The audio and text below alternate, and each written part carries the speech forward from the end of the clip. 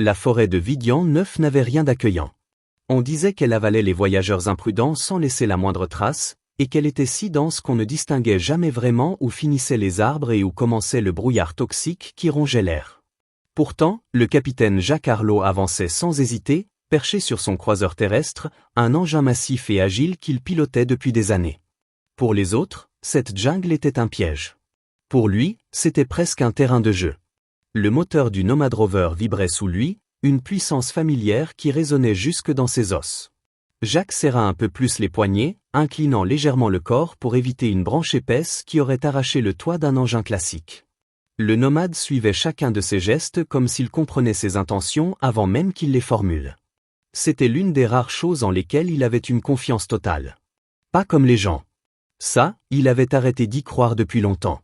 Niveau de toxicité atmosphérique, minimal. Forme de vie détectée dans un rayon de 50 mètres. La voix de l'IA embarquée résonna, plate et sans la moindre émotion. Jacques soupira. Merci pour l'info que j'ai pas demandé, Murphy. Il passa une main dans ses cheveux sombres, collés par l'humidité épaisse. Sa barbe le démangeait sous la chaleur pesante, mais il laissa faire. Il avait d'autres problèmes que son confort. Surtout ici. Les plantes de Vidian 9 bougeaient presque trop naturellement, comme si elles attendaient qu'une proie s'approche. Le sol était si instable par endroits qu'un seul pas mal calculé pouvait suffire à s'enfoncer dans une fosse pleine de créatures affamées. Alors Jacques restait concentré, chaque sens en alerte. Sans prévenir, la végétation s'écarta brusquement devant lui, ouvrant une petite clairière noyée d'une lumière pâle. Il ralentit immédiatement. Les ouvertures soudaines n'étaient jamais une bonne nouvelle dans un endroit comme celui-ci. Elles signifiaient qu'il allait se passer quelque chose. Et les années avaient appris à Jacques que ce quelque chose n'était jamais agréable. Il avança encore de quelques mètres avant de s'immobiliser complètement. C'est là qu'il la vit. Une silhouette humanoïde se tenait au centre de la clairière. Immobile. Figé. Comme si la moindre respiration risquait de déclencher un désastre. Sa peau violacée semblait presque briller sous la lumière filtrée par les feuilles. De longs cheveux argentés, emmêlés par la fuite ou la panique, tombaient en vagues désordonnées jusqu'au creux de son dos. Et sur son visage, de délicates marques blanchâtres pulsaient comme si elles répondaient à un rythme invisible. Elle était d'une beauté étrange, hypnotisante, mais son expression trahissait une terreur absolue. Jacques sentit son cœur se contracter. Pas de la peur. Tel instinct. Quelque chose n'allait pas. Il comprit pourquoi une seconde plus tard. Un grondement sourd ébranla la terre. Puis un deuxième. Puis un troisième, plus fort. Des silhouettes jaillirent des buissons derrière la femme, projetant feuilles et terre dans les airs. Deux créatures massives, ressemblant à des sangliers, mais déformées, amplifiées, démesurées. Leur taille rivalisait avec des navettes d'exploration. Leurs muscles étaient tendus comme des câbles d'acier, leur fourrure épaisse et hirsute, leur défense jaune aussi longue que les bras d'un homme. Leurs yeux minuscules brillaient d'une rage presque programmée. Ces choses n'étaient pas des animaux. Elles étaient des armes. Souffla Jacques. Il n'attendit pas de réfléchir. Son corps bougea avant son esprit. Il accéléra. Le croiseur bondit en avant comme un tir d'artillerie. La terre se déchira sous les roues renforcées. Jacques maîtrisait son engin au millimètre près, se frayant un chemin droit vers la jeune femme. Elle ne bougea pas, paralysée, incapable de décider si elle devait courir ou accepter sa fin. Monty, hurla Jacques en tendant le bras. Elle hésita un minuscule instant. Ses yeux bleus, d'un éclat presque saphir, se posèrent sur lui. Dans ce regard, Jacques vit tout à la fois, la peur, l'intelligence, l'épuisement et une étrange lucidité. Puis le sol trembla encore, les monstres chargeant à pleine vitesse. Elle fit son choix. Sa main, étonnamment humaine mais articulée différemment, se referma sur la sienne. Jacques la tira d'un geste puissant, l'amenant derrière lui sur le siège étroit. Elle s'accrocha à lui instinctivement, ses bras glissant autour de sa taille. Même à travers ses vêtements, il sentit sa peau froide, presque vibrante. « Accrochez-vous !» Il tourna la poignée du moteur. Le croiseur rugit. Les roues dérapèrent sur le sol, projetant boue et feuilles dans leur sillage. Ils s'élancèrent juste au moment où l'une des créatures planta une défense dans l'aile arrière du véhicule, la raclant dans un crissement métallique insupportable. Le choc faillit les projeter en avant mais Jacques tint bon. Il esquiva un tronc, puis un second. Les branches fouettaient les flancs du croiseur, mais il se glissait entre les obstacles avec une précision presque animale. La jeune femme se cramponnait à lui, ses doigts serrés à le faire presque suffoquer. « Ils nous poursuivent », cria-t-elle, sa voix musicale brisée par la peur. « Je sais. » Il jeta un rapide coup d'œil dans le rétroviseur. Les monstres étaient encore là. Et incroyablement rapides. Trop rapides pour leur taille. Leurs sabots martelaient le sol avec une détermination implacable, comme si rien d'autre au monde n'existait que leur proie. Jacques serra les dents. Il n'allait pas les distancer. Pas dans cette forêt. Mais peut-être qu'il pouvait les piéger. Au loin, un ravin se dessinait, une ouverture béante dans le sol, assez large pour avaler un camion entier. Une seule issue, le franchir. Il n'était pas sûr que le croiseur puisse le passer. Mais il était sûr d'une chose, s'il ne tentait rien, il mourrait. Quand je dis maintenant, penchez-vous à gauche. Elle ne demanda pas pourquoi. Elle hocha simplement la tête contre son dos. Le bord se rapprochait dangereusement.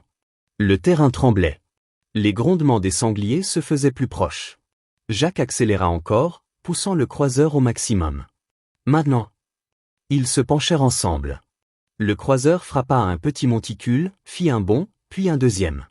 Jacques sentit son estomac remonter alors que l'engin s'envolait au-dessus du vide. Pendant une seconde suspendue, le monde entier sembla se figer. Puis ils retombèrent lourdement de l'autre côté, les amortisseurs hurlant de protestation. Jacques lutta pour reprendre le contrôle, le guidon vibrant sous ses doigts. Derrière eux, l'un des monstres dérapa au bord du ravin avant de renoncer. L'autre, trop rapide, tenta de sauter. Aïe echo. Jacques n'avait pas besoin d'entendre le cri déchirant pour comprendre qu'il tombait dans l'abîme.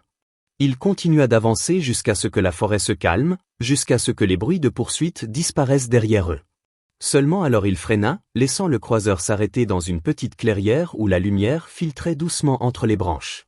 Il souffla, le cœur battant encore comme un marteau. « Ça va, là derrière ?» La jeune femme desserra enfin ses bras autour de lui.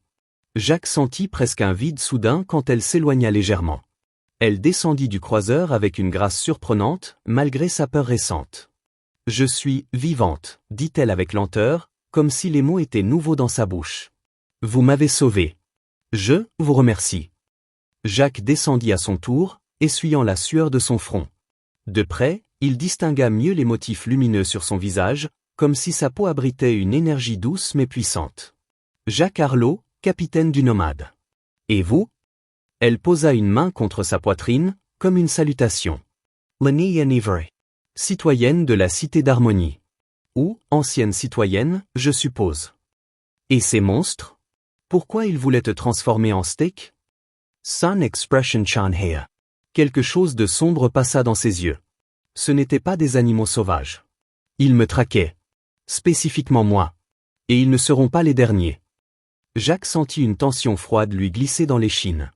Et pour la première fois, il comprit que sauver cette femme n'était que le début d'un problème bien plus grand. Le silence retomba dans la clairière, un silence étrange, presque trop calme après la course folle qu'il venait de vivre. Jacques inspira profondément, essayant de retrouver son souffle. L'adrénaline battait encore dans ses veines comme un tambour de guerre. Lanéa, elle, observait la forêt d'un air inquiet, ses yeux bleus fouillant chaque ombre comme si quelque chose pouvait surgir à tout moment. Elle avait dit qu'ils n'étaient pas des animaux. Qu'ils la traquaient elle. Rien que ça suffisait à donner à Jacques l'envie de remonter sur son croiseur et de foncer le plus loin possible. Mais il y avait quelque chose dans sa voix, dans ce mélange de peur et de détermination, qui lui avait donné envie d'en savoir plus. Et puis, il ne pouvait pas nier le fait qu'elle lui avait fait une impression étrange. Une sorte de présence, quelque chose qui ne ressemblait pas à ce qu'il avait connu des années durant dans les confins de la galaxie. Il croisa les bras et la fixa un moment. « Bon, Lanéa, et tu veux m'expliquer ce qu'il se passe ?» Elle baissa légèrement les yeux, comme si elle pesait chaque mot avant même de parler. Puis elle s'accroupit et sortit un petit objet de la poche latérale de sa combinaison. Un objet étrange, en forme de goutte, pas plus grand que la paume de Jacques. Sa surface semblait liquide, comme si elle n'était faite ni de métal ni de verre, mais de quelque chose entre les deux. Une matière vivante. Les couleurs à l'intérieur ondulaient en spirale et pulsaient doucement, bleu, violet, or. Jacques eut un mouvement de recul. « C'est quoi, ça ?» Elle le tenait avec un respect presque religieux. Le cœur de Vidia. Elle le prononça sans trembler, comme si le nom lui-même portait un poids sacré. « Cœur de quoi ?»« Vidia. Ma planète. Ma maison. » Il haussa un sourcil, persuadé au départ qu'elle parlait en métaphore. Mais son regard à elle ne vacillait pas. Elle disait la vérité. Ou du moins, est-ce sa vérité? Elle leva l'objet à hauteur de son visage. Les reflets dorés se mirent à danser sur sa peau violette. Cet artefact contient l'énergie vitale de notre monde. Une énergie ancienne. Pure. Reliée à nous d'une façon que peu d'autres espèces peuvent comprendre. Elle marqua une pause. Mais certains ont voulu la comprendre quand même.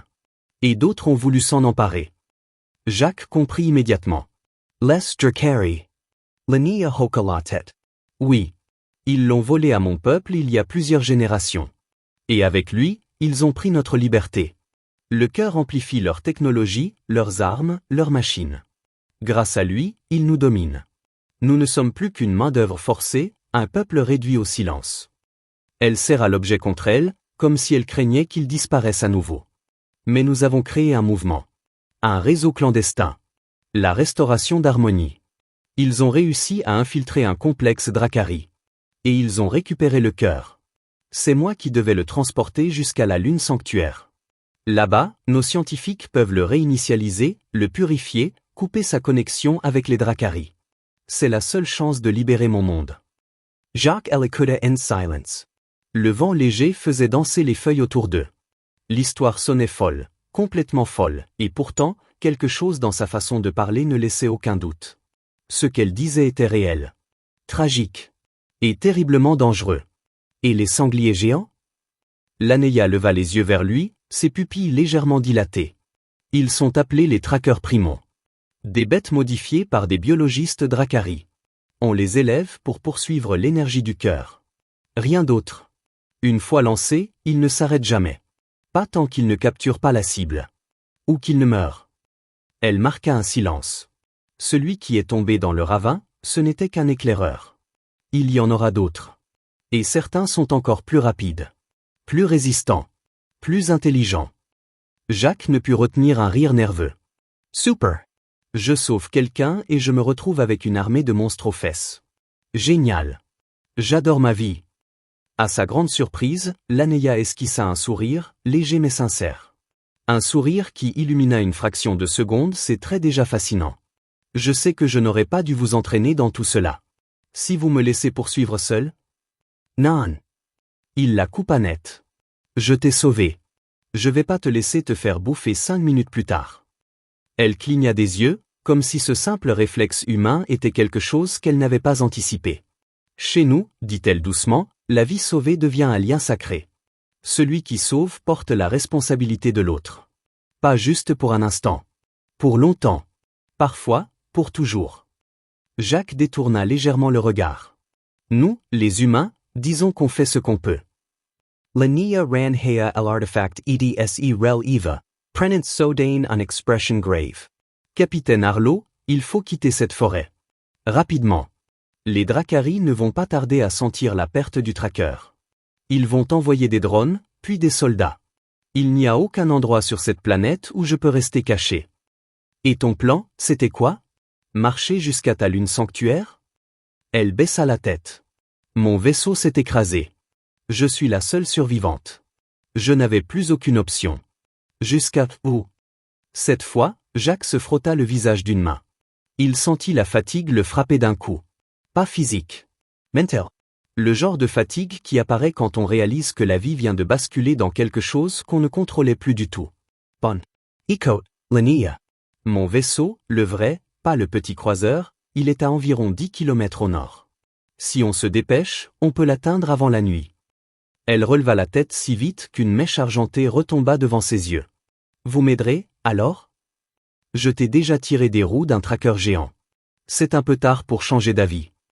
Elle inspira profondément, comme si un poids gigantesque venait d'être retiré de ses épaules. Merci, Jacques Harlow. Je n'oublierai jamais. Il lui fit signe de monter à l'arrière du croiseur. Elle obéit sans un mot, comme avant, passa les bras autour de lui. Cette fois, il sentit moins la terreur, et davantage une étrange chaleur, presque une confiance immédiate. Le croiseur démarra dans un grondement. Ils roulèrent plusieurs minutes à travers des sentiers naturels, évitant les racines masquées par la brume. Jacques gardait un œil sur les capteurs du tableau de bord, surveillant chaque mouvement thermique. Il n'avait jamais été aussi attentif à l'environnement. La présence de l'Anéa derrière lui rendait la situation encore plus réelle. Elle finit par se pencher légèrement pour parler près de son oreille, sa voix douce malgré le vent qui fouettait leur visage. « Jacques, pourquoi avez-vous risqué votre vie pour moi? Vous ne me connaissiez pas. » Il haussa une épaule. « Je n'allais pas regarder quelqu'un se faire embrocher.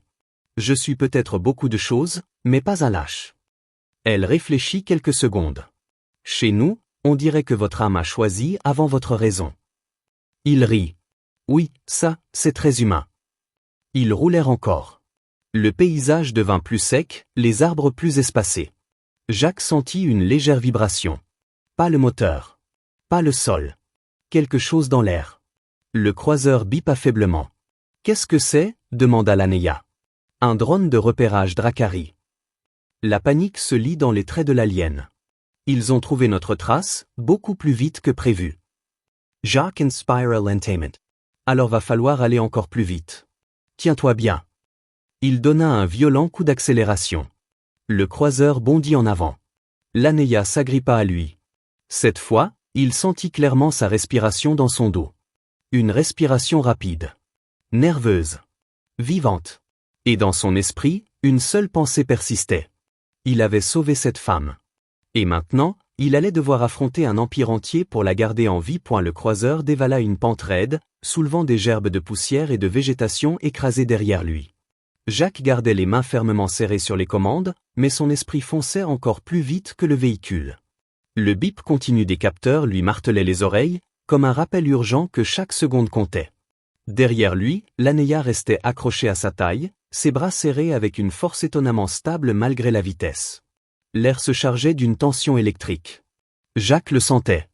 L'Anéa le sentait. Même la forêt semblait le sentir. Le vent lui-même se mit à souffler d'une manière étrange, comme s'il voulait les avertir de quelque chose qu'ils n'avaient pas encore vu. « Il se rapproche ?» demanda Jacques sans tourner la tête. « Oui » murmura l'Anéa. « Leur technologie est conçue pour suivre l'énergie du cœur. Même quand il est dissimulé, l'artefact émet encore, comme une respiration. » Super. Donc même si on le met dans un coffre ou sous 2 tonnes de roches, ça continue de biper comme une balise géante? Elle hésita. Dans votre vocabulaire, oui. Jacques jura entre ses dents. Le croiseur dérapa légèrement, mais il le redressa aussitôt. L'idée d'avoir un drone Dracari aux trousses ne lui plaisait pas du tout. Les Dracari n'étaient pas du genre à discuter. Ils tiraient d'abord, et posaient des questions seulement si le cadavre ne brûlait pas encore. Il jeta un bref regard sur l'écran du radar. Le point rouge brillant clignotait, s'approchant lentement mais sûrement. Pas un drone de reconnaissance classique. Ce modèle-là volait vite, très vite. Et il était armé. L'Anéa resserra sa prise, sa voix tremblante quand elle reprit la parole. « Nous devons atteindre votre vaisseau. Une fois à bord, nous pourrons décoller, et le champ de propulsion masquera les vibrations du cœur. » Je sais. Jacques inspira profondément. On y sera dans quelques minutes.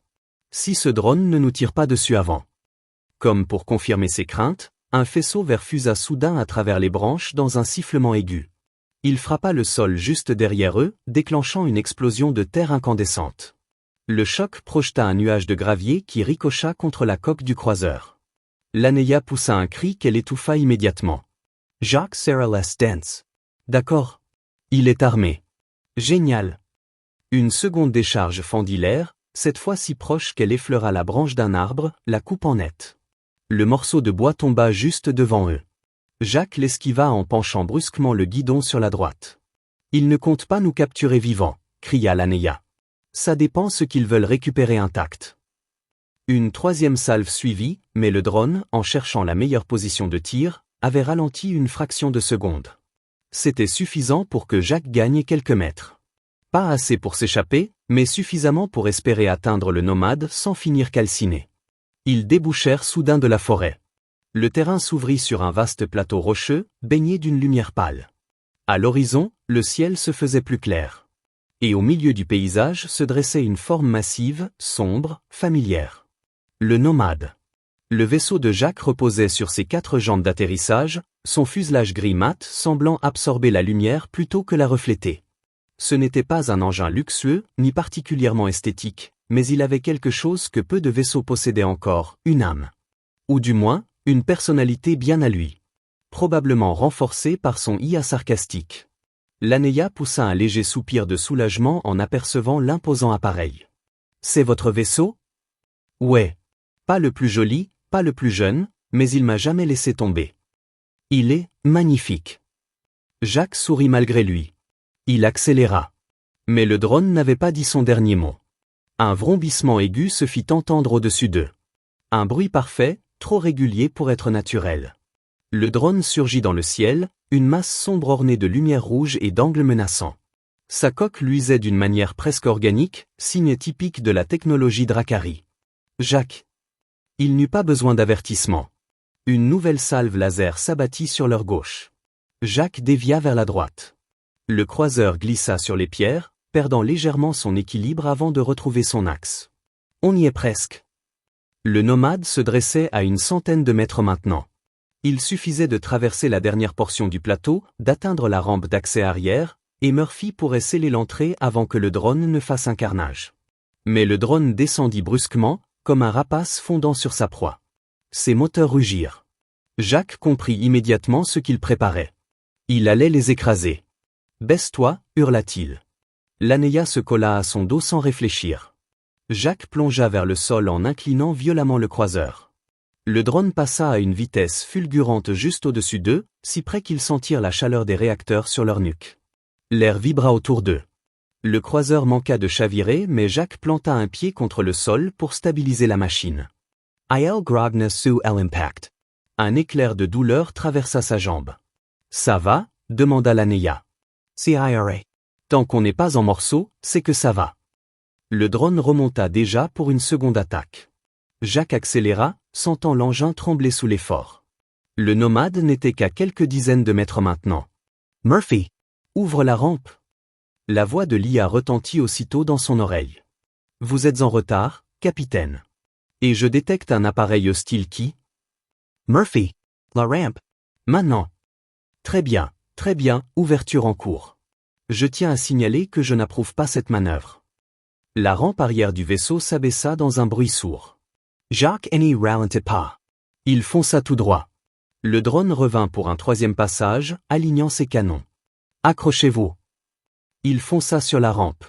Le croiseur sauta littéralement sur la plateforme d'accès, raclant la surface métallique avant de glisser à l'intérieur du vaisseau. Jacques freina de toutes ses forces. Le croiseur s'écrasa contre un mur rembourré prévu pour absorber ce genre d'entrée violente. La rampe se referma aussitôt. Une seconde plus tard, la coque résonna sous un tir laser qui frappa l'arrière du vaisseau. Laneya tomba presque en avant, mais Jacques l'attrapa par le bras. « Tout va bien » souffla-t-il, haletant. « On est à bord. » Elle releva les yeux vers lui. Pendant un instant, il y eut un silence chargé. Une sorte de connexion muette. Un mélange de gratitude profonde et de soulagement partagé. Puis Murphy intervint. Très touchant. Maintenant, capitaine, peut-on s'occuper du drone qui tente activement de nous détruire? Jacques fit basculer une jambe hors du croiseur et aida Laneya à descendre. Direction la passerelle. On va décoller avant que ce machin nous transforme en barbecue. Ils traversèrent le couloir métallique, Laneya marchant juste derrière lui, sa démarche hésitante mais rapide. Elle observait chaque détail du vaisseau, fascinée malgré l'urgence. Le plafond bas vibrait légèrement. Le drone tirait encore. « Est-ce qu'il va pénétrer l'armure » demanda Laneya. « Pas encore. Mais si on lui laisse assez de temps, il trouvera un point faible. Les Dracari sont des têtes dures. Ils s'arrêtent jamais. » Ils atteignirent la passerelle. Jacques se jeta dans le siège du pilote, Laneya dans celui du copilote par réflexe. Murphy apparut en hologramme, une silhouette bleu pâle vaguement humanoïde, les bras croisés. « Capitaine, ce drone est de classe C7. Équipé de micromissiles, d'un canon énergétique léger et... » Murphy. « Oui. » Décollage immédiat. J'apprécie votre optimisme suicidaire. Activation des propulseurs. Le vaisseau trembla. Les moteurs rugirent, mais un impact violent secoua soudain la coque, comme si quelque chose avait heurté l'extérieur. « Missiles » cria Murphy. Il s'apprête à percer la coque. Jacques poussa les manettes au maximum. « Laneya, accroche-toi » Le nomade décolla d'un coup sec, presque brutal. Le sol s'éloigna sous eux dans une vibration assourdissante. Le drone se repositionna, tentant de suivre. Jacques serra les dents, les yeux fixés sur les écrans. « Tu veux jouer » murmura-t-il. « Très bien. On va jouer. » Mais une question persistait dans son esprit, une question qu'il n'avait pas le courage de formuler. Pourquoi diable s'était-il jeté dans cette histoire? Et surtout, pourquoi avait-il l'impression que ce n'était que le début? Le nomade quitta l'atmosphère de Vidian 9 dans un long rugissement métallique, comme un animal blessé qui refusait de se laisser abattre. Le vaisseau vibrait encore sous les derniers impacts quand Jacques stabilisa manuellement la trajectoire, ses doigts crispés sur les commandes. La sueur coulait le long de sa nuque, mais il n'osa pas décrocher les yeux des écrans. Le drone Dracari suivait toujours, ses lumières rouges menaçantes clignotant dans le vide noir derrière eux. Laneya, attachée au siège de copilote, regardait les chiffres défiler sur les consoles avec une tension nerveuse qu'elle ne parvenait pas à cacher. Ses marques lumineuses pulsaient comme un cœur affolé. « Il ne nous lâche pas !» souffla-t-elle. « Non, mais on va le semer. » Jacques inspira profondément, cherchant à garder la voix stable. Le nomade n'est pas un vaisseau de combat, mais il sait courir. J'espère qu'il court vite. Jacques esquissa un sourire crisp. Il court mieux que moi, en tout cas. À l'arrière, Murphy apparaissait en hologramme, ses bras croisés, l'air étonnamment calme pour une IA pessimiste. Capitaine, si je puis me permettre, nous avons un problème légèrement plus urgent que votre sens de l'humour. Le drone a verrouillé ses missiles. Je sais. Prépare le contre-ciblage manuel. Manuel, répéta Murphy, presque offensé. Vous comptez utiliser votre précision pour contourner des missiles guidés? Exactement. Nous sommes foutus. Laneya lança un regard inquiet à Jacques. Tu peux vraiment faire ça? Il haussa une épaule. On va dire que j'ai survécu à pire. Même si en général, j'étais aussi moins sobre. Laneya ne comprit pas la blague, mais elle sentit le frisson d'incertitude derrière son ton léger. Le drone accéléra soudain, s'approchant dangereusement. Les capteurs du nomade se mirent à hurler. Missile verrouillé, annonça Murphy. Accrochez-vous. Jacques désengagea l'assistance de pilotage et tira brusquement le manche vers la droite. Le nomade vrilla, plongeant dans un mouvement brutal qui fit trembler toute la coque. Laneya fut plaqué contre son siège malgré les sangles. Le premier missile passa juste au-dessus du cockpit, filant dans le vide. Un second surgit aussitôt, plus précis, plus rapide. Il arrive droit sur nous, cria Laneya. Jacques inspira profondément. Pas si j'ai mon mot à dire. Il inclina le nomade sur le flanc, désactivant une paire de stabilisateurs pour gagner quelques mètres en dérivée latérale. Le vaisseau se mit à vibrer violemment. Murphy bugla. Capitaine. Vous allez désintégrer les joints de pression. Je t'enverrai la facture. Le missile frôla la coque et explosa à quelques mètres. Une onde de choc frappa le nomade, secouant les panneaux, faisant grincer les parois. Laneya porta une main à sa poitrine, comme pour calmer son cœur. Mais le drone revenait déjà, infatigable. Jacques serra la stance. Il nous collera tant qu'on sera dans l'espace proche. Dès qu'on atteindra l'orbite haute, les poussières stellaires seront assez denses pour brouiller ses capteurs. Et combien de temps avant ça? Demanda Laneya. Si tout va bien? Jacques jeta un œil à l'ordinateur de bord. 1 minute 30. Et si tout ne va pas bien? Alors on explose. Elle déglutit. Le drone tira une rafale de laser que Jacques esquiva de justesse. Les impacts frôlèrent le fuselage, brûlant des lignes noires sur l'armure externe. L'hologramme de Murphy pâlit encore plus. Capitaine, notre coque est en train de finir comme votre humour, carbonisé. Autorisez-moi à activer les armes. Non. Pas maintenant. Si on répond, il appellera du renfort. On doit juste le semer. Laneya se pencha vers lui. Et si on n'y arrive pas? On y arrivera. Elle le regarda en silence, comme si elle essayait de comprendre comment un humain pouvait encore sourire dans une situation pareille. Les Vidéariens avaient une culture de prudence, de sagesse, d'analyse. Les humains, eux, fonçaient tête baissée dans la gueule du danger en souriant.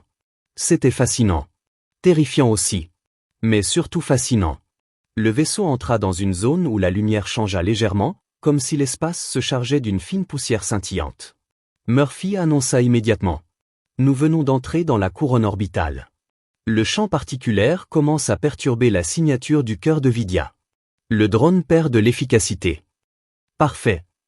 Jacques poussa un levier. Le nomade accéléra encore, moteur hurlant. Derrière eux, le drone tira un dernier tir maladroit, puis ses lasers s'éteignirent subitement. Quelques secondes plus tard, il se mit à dériver, incapable de maintenir sa poursuite efficace. L'Aneia laissa échapper un souffle tremblant, presque un gémissement de soulagement. On l'a semé? Jacques relâcha un peu les commandes, ses épaules se détendant brusquement. Pour l'instant. Les Dracari enverront probablement un vaisseau plus gros. Mais ça nous donne quelques minutes de répit. Murphy, trajectoire vers Terras Mineure. Vitesse maximale. Avec plaisir, capitaine. Enfin, façon de parler. Je préférerais ne pas mourir. Le nomade s'éloigna de la planète, plongeant dans les nuances sombres de l'espace. L'Aneia resta silencieuse un moment, observant les étoiles défiler à travers la verrière. Son visage reprit doucement des couleurs, ses traits se détendant. Je n'arrive toujours pas à croire que vous avez survécu à tout ça, Jacques. Moi non plus. Chez mon peuple, on n'aurait jamais traversé une zone d'astéroïdes avec un drone armé sur nos traces. C'est de la folie. Oui. Mais de la bonne folie. Celle qui te garde en vie quand t'as plus d'options. L'Aneia se tourna vers lui, le regard chargé d'émotion. Si vous n'aviez pas été là, je serais morte depuis longtemps. Jacques détourna la tête, mal à l'aise sous ce genre de reconnaissance. J'ai fait ce qu'il fallait. Rien de plus. Non. Vous avez fait plus. Beaucoup plus. Elle posa une main sur son avant-bras. Une chaleur douce traversa la combinaison du pilote. Jacques sentit quelque chose lui serrer la poitrine, une sensation étrange, comme un lien invisible qui se tissait entre eux. Il ne comprenait pas ce que c'était, mais il refusa de reculer. Le moment fut interrompu par Murphy. Capitaine, Terras Mineure en approche. Toutefois, je détecte une basse atmosphère dangereusement instable et quelques anomalies géologiques. Je recommande un atterrissage prudent. On n'a pas le choix. On doit réparer les stabilisateurs avant que les Dracari ne ramènent la cavalerie. Prépare les sorties de maintenance. Préparez. Je suppose que je ne peux pas vous convaincre de rebrousser chemin et d'aller simplement mourir ailleurs? Non. Très bien. Alors mourons ici. Avec style. Jacques sourit. Le nomade pénétra l'atmosphère fine de Terras Mineure. La surface de la Lune apparaissait en dessous, terrain rocheux, cratères, crevasses, étendues de poussière grise. Un endroit parfait pour mourir, ou pour survivre encore un peu. Le vaisseau se posa avec un choc plus fort que prévu. La coque gronda, puis le silence s'installa. Jacques détacha son harnais. L'Aneia fit de même. On a combien de temps avant qu'il nous retrouve? Demanda-t-elle. Trop peu. Mais assez pour essayer. Ils se dirigèrent vers le sas. Jacques ouvrit le casier des combinaisons externes. Tu sais te servir d'outils humains? Je m'adapterai. Il lui tendit un casque. Alors voyons si on peut sauver ton monde. Elle hocha la tête. Ils enfilèrent leurs combinaisons, le sas se pressurisa, puis la porte extérieure s'ouvrit dans un souffle. Devant eux, l'immense paysage désolé de Terras Mineure s'étendait, éclairé par la lumière froide du géant gazeux voisin. Jacques inspira profondément. Bon. Au travail. Et c'est là que tout bascula. Le sol de Terras Mineure craquait sous leurs bottes, une poussière fine et argentée se soulevant à chaque pas. Le silence de la lune était étrange, presque oppressant. Pas de vent. Pas d'écho. Juste l'immobilité totale d'un monde oublié. Jacques avançait lentement, son outil dans une main, vérifiant les joints du stabilisateur endommagé. L'Aneia travaillait à côté de lui, ses doigts agiles manipulant les câbles avec une précision presque surnaturelle. Par moments, les lumières de ses marques sous la peau pulsaient doucement, accompagnant ses gestes comme si son corps voulait lui rappeler qu'elle était encore vivante. Le silence dura plusieurs minutes, jusqu'à ce que l'Aneia brise enfin la tension. Je ne comprends pas comment tu peux rester si calme. Sa voix résonnait légèrement dans son casque, étouffée mais claire. Je ne suis pas calme, répondit Jacques en resserrant un boulon. Je fais juste semblant. C'est ce que les humains appellent du courage? Non. On appelle ça éviter de paniquer pour pas tout faire exploser. Elle eut un rire léger, quelque chose qui sonnait presque comme un tintement dans la radio. Puis elle redevint concentrée, examinant une pièce tordue. Ce stabilisateur a subi plus de dommages que prévu. Je vais devoir recalibrer la jonction interne. Donne-moi la clé à plasma. Jacques la lui tendit sans hésiter. Elle la prit avec une assurance tranquille. Malgré la peur, malgré la fatigue, elle travaillait avec une efficacité impressionnante. Il n'aurait jamais cru qu'une alien habituée à la technologie de son peuple puisse s'adapter aussi vite au matériel humain. Pendant un instant, il la regarda. Sa silhouette fine éclairée par la lumière du géant gazeux au-dessus d'eux. Ses gestes. Son courage silencieux. Il sentit quelque chose se serrer dans sa poitrine, un sentiment qu'il n'avait pas connu depuis longtemps. Mais le moment fut brisé net par une alarme dans son casque. Contact détecté, annonça Murphy de sa voix toujours trop calme. Approche rapide d'un vaisseau Dracari. Gros. Très gros. J'estime l'arrivée dans 10 minutes. L'Ania esi Figia. Jacques sentit son cœur tomber au fond de son ventre. 10 minutes, s'exclama-t-il. Il nous en faut au moins 15 pour finir la réparation. Alors je vous conseille d'inventer une nouvelle manière d'aller plus vite, répondit l'IA. Ou de rédiger vos dernières volontés. L'Ania se tourna vers Jacques, son regard rempli d'une urgence fébrile. Nous devons continuer. Si nous n'achevons pas cette pièce, le nomade ne volera pas. Et si nous restons ici, les Dracari nous prendront. Et ils reprendront le cœur. Je sais. Jacques inspira profondément. On batani. Tu fais ta part, je fais la mienne.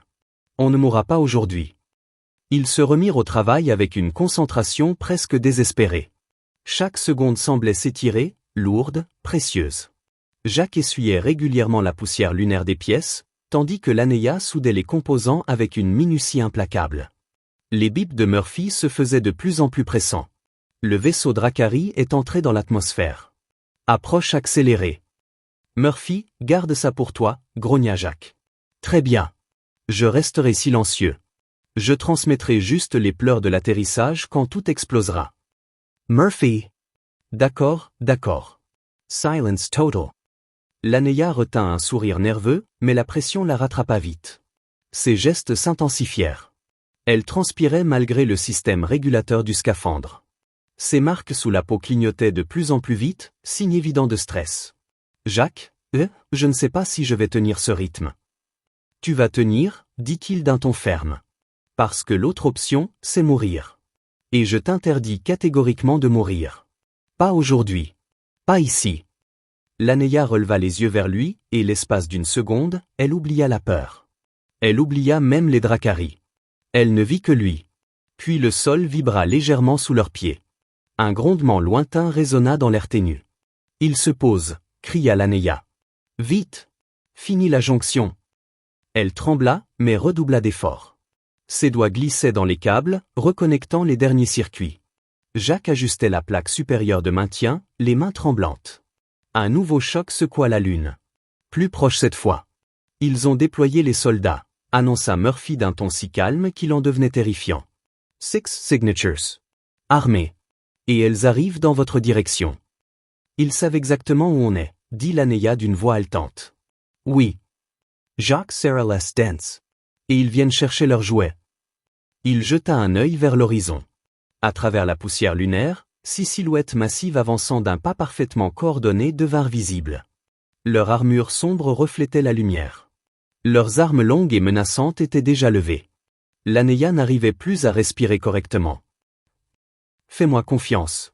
Termine la réparation. Je m'occupe d'eux. I'll attrape a sun blaster. Jacques. Tu vas te faire tuer. Pas aujourd'hui. Il s'éloigna déjà, avançant vers les soldats, son arme serrée dans son poing. Sa respiration résonnait dans son casque. Il savait qu'il n'avait aucune chance dans un combat direct. Mais il n'avait pas besoin de gagner. Il avait juste besoin de les ralentir. Il se posta derrière une formation rocheuse et visa. Le premier tir partit, frappant l'un des Dracari au niveau du casque. L'ennemi chancela, surpris.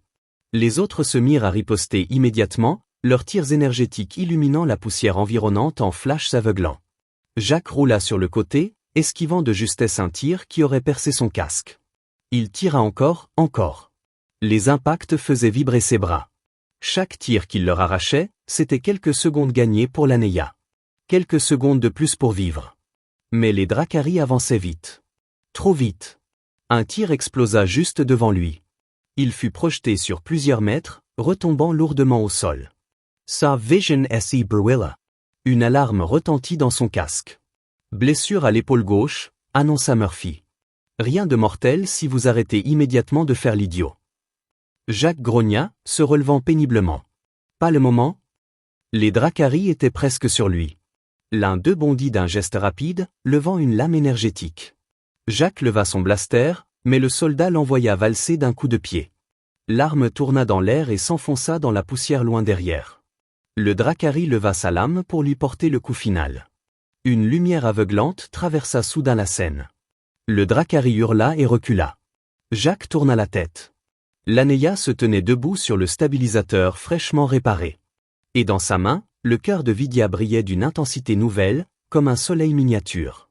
Son énergie vibrait, pulsait, envoyant des arcs lumineux qui frappaient les soldats de plein fouet. « Éloignez-vous de lui » hurla-t-elle, sa voix résonnant comme un écho à travers le vide. Les Dracari hésitèrent une fraction de seconde. Une fraction qui suffit à Jacques pour rouler sur le côté, attraper sa seconde arme attachée à sa botte, et tirer dans le joint du casque de l'un des soldats. Le Dracari s'effondra. L'Anéia concentra davantage l'énergie du cœur. Une onde vibratoire se déchaîna, projetant 2 autres soldats en arrière. Ils roulèrent sur plusieurs mètres, étourdis. Jacques profita du chaos pour courir vers elle. L'Anéia. Ça y est? Le stabilisateur? Oui. On peut décoller. Mais vite. Je ne pourrai pas retenir ça longtemps. Ils coururent vers le sas du vaisseau. Les 3 soldats restants reprenaient déjà leur position. Des tirs fusèrent autour d'eux, frappant la coque du nomade. Murphy! Ouvre le sas. Ouverture en cours, capitaine.